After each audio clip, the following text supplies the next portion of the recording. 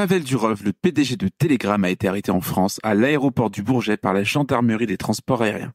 Mais de quoi est-il vraiment accusé? On fait le point dans un instant. Le Crypto Daily. Mon nom est Benjamin Cohen. Et vous êtes bien sur le Crypto Daily. Le podcast qui traite de l'actualité crypto, NFT et métaverse. Dans vos oreilles, chaque jour, du lundi au vendredi. Salut, c'est Thomas du Crypto Daily. J'espère que vous allez bien, et c'est donc notre actualité principale aujourd'hui. Et on parlera aussi du retrait de la candidature de Robert F. Kennedy de la campagne présidentielle américaine et de la nouvelle initiative crypto de Mercado Libre. Mais avant tout ça, et comme d'habitude, le coin du marché. Here comes the money. Here we go. Le marché n'a pas trop bougé ce week-end. Le Bitcoin stagne avec une très légère hausse de 0,03% sur les dernières 24 heures pour un prix de 63 890 $. L'Ethereum baisse de 0,52% pour un prix de 2 740 $. Le BNB chute de 1,14%. Le Sol gagne 2,50%. Le XRP baisse de 0,33%. Le Doge augmente de 0,50%, tandis que le Tron gagne 4,45%. Le Tron, lui, se stabilise après un week-end mouvementé avec une légère hausse de 0,35%. Petite annonce avant de continuer. Pas de podcast sur le reste de la semaine puisque l'équipe du Crypto Daily sera à Biarritz pour Surfing Bitcoin. D'ailleurs, on a un stand, alors n'hésitez pas à venir nous voir. On a plein de choses à vous offrir. Allez, on reprend.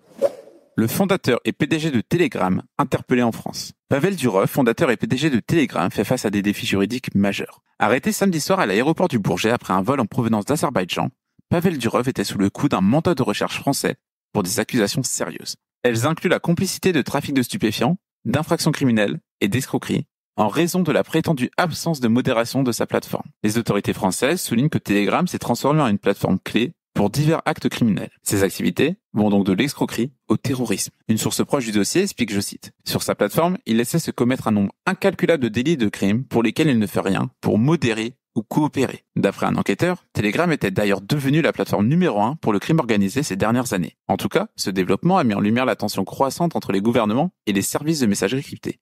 Selon eux, il facilite des communications sécurisées, parfois utilisées à des fins malveillantes. L'arrestation de Pavel Durov pourrait potentiellement servir d'exemple pour d'autres pays européens, et elle démontre d'ailleurs la volonté d'une coopération plus étroite pour réguler et surveiller les plateformes de messagerie chiffrées. Cela pourrait donc inclure des pressions accrues sur les plateformes telles que Telegram pour qu'elles coopèrent avec les autorités dans la lutte contre le crime organisé et le terrorisme. Parallèlement, Binance avait d'ailleurs annoncé il y a quelques jours l'introduction du token TON de Telegram sur ses plateformes Launchpool et SuperEarn. Cette introduction devrait permettre à ses utilisateurs de farmer du thon avant son listing officiel sur l'exchange. L'arrestation de Pavel Durov a quand même porté un coup dur au token TON, qui a chuté de 20% suite à l'annonce de sa détention sur les réseaux sociaux. Et cette baisse intervient alors que le token avait récemment atteint la 9e position dans le classement des cryptos en termes de capitalisation boursière. Et comme on l'a vu juste avant, le thon est désormais 10e. Sur X, la blockchain TON a apporté son plein soutien au directeur général de Telegram, assurant que la communauté TON reste forte et pleinement opérationnelle. Je cite. Pavel Durov est un fervent défenseur de ces valeurs et nous pensons que ses efforts pour promouvoir un Internet ouvert et décentralisé continueront d'inspirer des millions de personnes. L'entreprise a ajouté quelques heures plus tard, je cite, « Telegram se conforme aux lois européennes et son action de modération est dans la norme du secteur. » Si tu aimes le Daily, une note et un commentaire nous aident énormément. Aussi, si tu ne veux rien rater de l'actualité, abonne-toi. Le candidat pro-Bitcoin Robert F. Kennedy Jr. suspend sa campagne pour soutenir Donald Trump. Vendredi soir, le candidat à l'élection présidentielle américaine Robert F. Kennedy Jr. a annoncé qu'il suspendait sa campagne pour la Maison-Blanche. S'il avait peu de chances d'être élu dans un pays à la tradition bipartite, l'intéressé avait toutefois fait sensation l'année dernière. Pourquoi ? Eh bien tout simplement parce qu'il était devenu le premier candidat de l'histoire américaine à accepter les dons en Bitcoin. Malgré tout, il précise qu'il ne se retire pas totalement de la course à la Maison-Blanche. C'est vrai pour le moment car son bulletin serait seulement retiré des bureaux de vote d'une dizaine d'États. Ce seront d'ailleurs les bureaux où les électeurs auront du mal à se départager entre Donald Trump et Kamala Harris. À propos de l'ancien président, Robert F. Kennedy a d'ailleurs choisi de se ranger de son côté alors qu'il était à l'origine membre du Parti démocrate. Je cite. « J'ai pris la décision déchirante de suspendre ma campagne et de soutenir le président Donald Trump. Cette décision est déchirante pour moi en raison des difficultés qu'elle me cause à moi, à mes enfants et à mes amis. Concernant les dites difficultés, nous pouvons notamment citer le fait qu'il s'est mis plusieurs de ses sœurs et l'un de ses frères à dos. Ces derniers ont d'ailleurs publié une tribune publique dans laquelle ils condamnent ce choix et affirment leur soutien à Kamala Harris. De son côté, Donald Trump, qui tenait un meeting à Phoenix en Arizona, devait accueillir un invité surprise. Sans surprise, il s'est avéré qu'il s'agissait bien de Robert F. Kennedy Jr., et s'il venait à être élu, nous pouvons donc nous attendre à ce que Donald Trump propose un poste à Robert F. Kennedy Jr. au sein de son administration. De son côté, le Bitcoin a bien réagi à la nouvelle vendredi soir. Il s'échangeait alors à 63 950 $, en hausse de 5,5%. Notons toutefois que cette hausse pouvait surtout s'expliquer par les propos de Jérôme Powell, le président de la Réserve fédérale, qui suggère une baisse des taux prochaine. Merci d'écouter le Crypto Daily. Le géant du e-commerce Mercado Libre lance son stablecoin $1000 au Brésil. Le marché monétaire traditionnel est-il en train de vivre ses derniers moments? La révolution des stablecoins, adossée ou non à une monnaie fiat, est en train de redessiner les frontières du secteur. Une situation déjà largement anticipée par les géants bancaires ou des leaders du paiement numérique comme PayPal. D'ailleurs, pour PayPal, le lancement de son stablecoin PYUSD est un succès. Il faut aussi noter qu'il est largement soutenu par son récent déploiement sur le réseau Solana.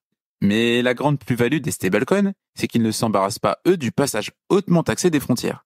Et en plus, leur transfert est à la fois immédiat et transparent grâce à la technologie blockchain qui permet leur déploiement. Et cette situation semble avoir motivé un géant du e-commerce latino-américain, Mercado Libre. L'entreprise a annoncé l'émission de son propre stablecoin à parité dollar sur le territoire du Brésil. L'information a été officialisée par la branche financière Mercado Pago du géant du e-commerce Mercado Libre. Le stablecoin devrait se nommer $1000 qui, comme son nom l'indique, sera adossé au dollar. Je cite. Nous annonçons le service d'achat et de vente de $1000 au Brésil par l'intermédiaire de Mercado Pago. Pour rendre cette offre viable, nous nous sommes associés à Ripio, qui agira en tant que teneur de marché et échange pour les opérations. Une option monétaire présentée par le vice-président de Mercado Pago, André Chavez, comme une alternative pour les clients qui veulent se protéger de la variation du taux de change. Cerise sur le gâteau, le tout sera proposé sans aucun frais dans le cas d'un achat de $1000 avec des réals brésiliens, la monnaie brésilienne, sur un compte Mercado Pago. Mais également dans le cadre de toute opération effectuée durant la phase initiale de son introduction. Le Brésil est connu pour être un pays très friand de stablecoin, ou même de crypto en général. Une situation que le géant local du e-commerce Mercado Libre a donc bien intégrée et à laquelle il participe activement depuis des années. Et voilà, c'est fini pour nos 3 news principales du jour, et on passe maintenant aux brèves. Et on commence par Kraken qui devra affronter la SEC. L'affaire opposant Kraken à la SEC s'est intensifiée après que le juge fédéral William H. Ourick ait rejeté la demande de Kraken visant à annuler la plainte de la SEC. Cette situation vient donc de marquer le début d'un conflit majeur. Jérôme Powell annonce une baisse imminente des taux. Jérôme Powell, président de la Réserve fédérale américaine, a annoncé lors du symposium de Jackson Hole une réduction imminente des taux d'intérêt, marquant un tournant après une période de hausse visant à combattre l'inflation. L'activité sur Solana chute. Le réseau Solana a enregistré une baisse significative de son activité en août, avec une diminution de 67% du nombre d'adresses actives par rapport à juillet et une chute de plus de 50% des frais de réseau et des revenus associés. DCG libéré de toutes ses dettes. Digital Currency Group a annoncé avoir remboursé l'intégralité de ses dettes à court terme en juin, après avoir remboursé plus d'$1 milliard à ses créanciers au cours des 18 derniers mois. Kamala Harris et Donald Trump sont au coude à coude sur Polymarket. Les chances de victoire de la vice-présidente américaine Kamala Harris à l'élection présidentielle ont atteint 50% sur la plateforme de marché prédictif décentralisée Polymarket, égalant ainsi celle de l'ancien président Donald Trump. Et voilà, c'est la fin de ce résumé de l'actualité du jour. Évidemment, pensez à vous abonner pour ne pas rater le suivant, quelle que soit d'ailleurs l'application que vous utilisez pour nous écouter. Rendez-vous aussi sur Twitter et LinkedIn pour d'autres contenus d'actualité exclusifs. Je crois que j'ai tout dit. Faites attention à vous. Moi, je vous dis peut-être à Surfing Bitcoin. Et sinon, à la semaine prochaine. C'était Benjamin pour le Crypto Daily. Merci et à très vite.